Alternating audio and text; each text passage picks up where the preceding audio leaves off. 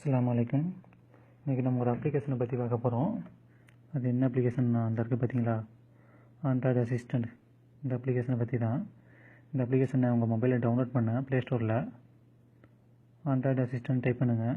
உங்களுக்கு ஃபஸ்ட்டு இந்த ஆப்ஸ் கிடைக்கும், நீங்கள் டவுன்லோட் பண்ணிக்கலாம். இந்த அப்ளிகேஷனால் இப்போ என்னென்ன பெனிஃபிட்னு இப்போ பார்க்கலாம். நம்ம மொபைல் ஃபோனை இப்போ ஃபார்மேட் பண்ண போகிறோன்னு வச்சுங்களேன், நம்ம மொபைல் ஃபோனில் உள்ள எல்லா அப்ளிகேஷன் சேர்ந்து டெலிட் ஆகிடும். அந்த அப்ளிகேஷன் எல்லாத்தையும் டவுன்லோட் பண்ணோம்னா திரும்ப நம்ம ப்ளே ஸ்டோரில் வந்து எல்லாத்தையும் டவுன்லோட் பண்ணிக்கிட்டு இருக்கணும். அதை அவாய்ட் பண்ணுறதுக்கு நம்மக்கிட்ட இருக்க எல்லா அப்ளிகேஷனும் பேக்கப் இருந்துச்சுன்னா ப்ளே ஸ்டோருக்கு போகாமல் ஈஸியாக இன்ஸ்டால் பண்ணிக்கலாம். அது எப்படின்னு நம்ம பார்க்க போகிறோம். உங்களுடைய மொபைல் ஃபோனில் இருக்க எல்லா அப்ளிகேஷன் பேக்கப் எப்படி இருக்குன்னு நம்ம பார்க்கலாம். இந்த அப்ளிகேஷன் ஓப்பன் பண்ணுங்கள். மேலே பாருங்கள், மானிட்டர், ப்ராசஸ், டூல்ஸ் 3 ஆப்ஷன் இருக்கும். டூல்ஸ் டச் பண்ணுங்கள். லாஸ்ட் ஒன் அப்ளிகேஷன் பேக்கப்னு ஒரு ஆப்ஷன் இருக்கும், அதை டச் பண்ணுங்கள். நீங்கள் எந்தெந்த அப்ளிகேஷனுக்கு பேக்கப் எடுக்கணும்னு ஆசைப்படுறீங்களோ அந்த அப்ளிகேஷன் ஜஸ்ட்டு டிக் பண்ணி பேக்கப் மட்டும் கொடுங்க, பேக்கப் ஆகிடும். பார்த்தீங்களா, 2 அப்ளிகேஷன் பேக்கப் ஆகிடுச்சு. இந்த பேக்கப் பண்ண அப்ளிகேஷன் எங்கே இருக்குன்னு பார்த்தீங்கன்னா, மை ஃபைல்ஸில், டிவைஸ் ஸ்டோரேஜில். அதுவே ஆண்ட்ராய்டு அசிஸ்டன்ட் அப்ளிகேஷன் பேக்கப்னு சொல்லிட்டு க்ரியேட் ஆகிடும், ஃபோல்டு க்ரியேட் ஆகி அதுக்குள்ளே வந்துடும். உங்களுடைய எஸ்டி கார்டை ரிமூவ் பண்ணிட்டு இப்போ மொபைலில் ஃபார்மேட் பண்ணதான் பண்ணிக்கலாம். பண்ணிவிட்டு திரும்ப எஸ்டி கார்டு இன்சர்ட் பண்ணி இந்த பேக்கப் வச்சு ஈஸியாக இன்ஸ்டால் பண்ணிக்கலாம். நான் ஆல்ரெடி நிறைய அப்ளிகேஷனுக்கு பேக்கப் எடுத்து வச்சுருக்கேன். அந்த பேக்கப் வச்சு ஒரு அப்ளிகேஷன் இன்ஸ்டால் பண்ணி காட்டுறேன் உங்களுக்கு. பாருங்கள், இந்த அப்ளிகேஷனை டச் பண்ணுறேன். செட்டிங்ஸ் கொடுங்க. லாஸ்ட் ஒன் அன்னோன் சோர்ஸ் இருக்குது பார்த்தீங்களா, இதை டச் பண்ணுங்கள். Okay, install. அவ்வளோதான். ஜஸ்ட் இப்போ நான் பேக்கப் வச்சு ஒரு அப்ளிகேஷன் இன்ஸ்டால் பண்ணிட்டேன். இது இருக்குது பார்த்தீங்களா, இந்த அப்ளிகேஷன் இப்போ எனக்கு ஓப்பன் ஆயிடுச்சு. இந்த அப்ளிகேஷனை நீங்கள் மற்றவங்களுக்கு ஷேர் பண்ணலாம். இந்த இருக்குது பார்த்தீங்களா, இந்த அப்ளிகேஷனில் லாங் ப்ரெஸ் பண்ணுங்கள். மேலே ஷேர்னு ஒரு ஆப்ஷன் இருக்கும், இதை கொடுத்தீங்கன்னு வச்சுக்கோங்களேன். Bluetooth, email, IMO, Skype, Telegram, இப்படி எதில் வேணாலும் நீங்கள் ஷேர் பண்ணிக்கலாம். வாட்ஸ்அப்பில் மட்டும் ஷேர் பண்ண முடியாது. ஏன்னா வாட்ஸ்அப்பில் வந்து ஒரு டாக்குமெண்ட்டோட எந்த டாக்குமெண்ட்டை அட்டாச் பண்ணி அனுப்ப முடியாது. ஆனால் டெலகிராமில் அந்த ஃபெசிலிட்டிஸ் இருக்குது. என்கிட்ட டெலகிராம் இல்லை, அதனால இங்கே எனக்கு காட்டலை. இருந்துச்சுன்னா இங்கே காட்டும்.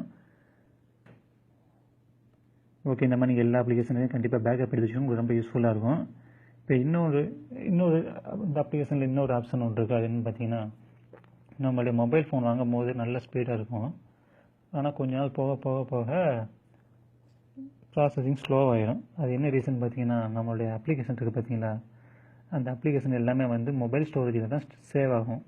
அந்த மொபைல் ஸ்டோரேஜில் சேவ் ஆகிறதால நமக்கு எப்படி எஸ்டி கார்டு மூவ் பண்ணுறது அப்படின்னு பார்க்கலாம். மறுபடியும் இந்த அப்ளிகேஷன் ஓப்பன் பண்ணுங்கள். டூல்ஸ் கொடுங்க. ஆப் டு எஸ்டி, இந்த ஆப்ஷன் டச் பண்ணுங்கள். மேலே பாருங்கள், movable, SD card, phone 3 option இருக்கும். நீங்கள் வந்து எல்லா அப்ளிகேஷனையும் எஸ்டி கார்டு மூவ் பண்ண முடியாது. குறிப்பிட்ட அப்ளிகேஷனை மட்டும்தான் மூவ் பண்ண முடியும். அந்த என்னென்ன அப்ளிகேஷன் மூவ் பண்ண முடியுமோ அந்த அப்ளிகேஷனுக்குள்ளே மூவபிளில் வந்து ஆட்டோமேட்டிக்காக இங்கே இருக்கும். இப்போ நான் இந்த அப்ளிகேஷன் ஃபோன் ஸ்டோரேஜில் இருக்குது, இது எஸ்டி கார்டுக்கு மூவ் பண்ணுறேன் பாருங்கள். ஜஸ்ட் ஒன்று டச் பண்ணுங்கள். கீழே பாருங்கள், மூவ் டு எஸ்டி கார்டு இருக்கும், அதை கொடுங்க. கொஞ்சம் நேரத்தில் அங்கே எஸ்டி கார்டுக்கு ஆட்டோமேட்டிக்காக மூவ் ஆகிடும். இப்போ பாருங்கள், மூவ் டு டிவைஸ் ஸ்டோரேஜ் வந்துடுச்சு. இந்த எஸ்டி கார்டு ஓப்பன் பண்ணுற பாருங்கள், இங்கே இருக்காது, எஸ்டி கார்டில் தான் இருக்கும். இப்போ நான் இந்த அப்ளிகேஷனை எஸ்டி கார்டு மூவ் பண்ணிட்டேன். இந்த மாதிரி என்னென்ன அப்ளிகேஷன் தான் உங்களுக்கு மூவ் பண்ண முடியுமோ அந்த அப்ளிகேஷனை ஃபுல்லாக எஸ்டி கார்டுக்கு மூவ் பண்ணி வைக்கிறது தான் நல்லது. ஏன்னா முடிஞ்ச அளவுக்கு நம்முடைய இன்டர்னல் ஸ்டோரேஜ் எந்த அளவுக்கு ஃப்ரீயாக வச்சுருக்கோமோ அந்த அளவுக்கு நம்முடைய மொபைல் ஸ்டோர் ப்ராசஸிங் வந்து நல்லா ஸ்பீடாக இருக்கும். இதில் இன்னொரு அப்ளிகேஷன் என்னென்னு பார்த்தீங்கன்னா, அந்த ப்ளே ஸ்டோர் இருக்குது பார்த்தீங்களா, நம்மளுடைய அப்ளிகேஷன் ஃபுல்லாக வந்து எல்லாமே ஆட்டோ அப்டேட் ஆகும். அந்த ஆட்டோ அப்டேட் ஆகிறத ஃபுல்லாக வந்து நம்ம அவாய்ட் பண்ணணும். எதுனாலும் கேட்டிங்கன்னா, இந்த ஆட்டோ அப்டேட்னால நம்முடைய அப்ளிகேஷன் இப்போ ஒரு 10 MB இருந்துச்சுங்களேன், அது ஆட்டோ அப்டேட் ஆகும்போது 20 MB ஆகும். செகண்ட் டைம் அப்டேட் ஆகும்போது அப்படியே டபுளாக கூடிக்கிட்டே போகும். அதை எப்படி அவாய்ட் பண்ணுறதுன்னு பார்த்தீங்கன்னு வச்சுங்களேன், உங்களுடைய ப்ளே ஸ்டோரில் இந்த 3 டாட் இருக்குது பார்த்தீங்களா, 3 இதை கிளிக் பண்ணுங்கள். கீழே செட்டிங்ஸ்னு ஒரு ஆப்ஷன் இருக்கும், அதை டச் பண்ணுங்கள். ஃபஸ்ட் ஒன்று இருக்குது பார்த்தீங்களா, ஆட்டோ அப்டேட் ஆப்ஷனு, ஃபஸ்ட் ஒன்று இருக்குல்ல, அதை நீங்கள் மாற்றிடுங்க. Do not auto update option கொடுத்துருங்க. கீழே இருக்குது பார்த்தீங்களா, ஆட்டோ அப்டேட்ஸ் அவைலபிள்னு, இது டிக்கில் தான் இருக்கும் உங்களுக்கு டிஃபால்ட்டாக. நான் ஆஃப் பண்ணி வச்சுருக்கனால எனக்கு ஆஃபில் இருக்குது, இதே நீங்கள் ஆஃப் பண்ணி வச்சுக்கிறங்க. ஓகே, இப்போ இந்த டிப்ஸ் உங்களுக்கு ரொம்ப யூஸ்ஃபுல்லாக இருக்குன்னு நினைக்கிறேன். நீங்கள் பார்த்துட்டு இதை மற்றவங்களுக்கு ஷேர் பண்ணுங்கள். ஓகே, அஸ்ஸலாமு அலைக்கும்.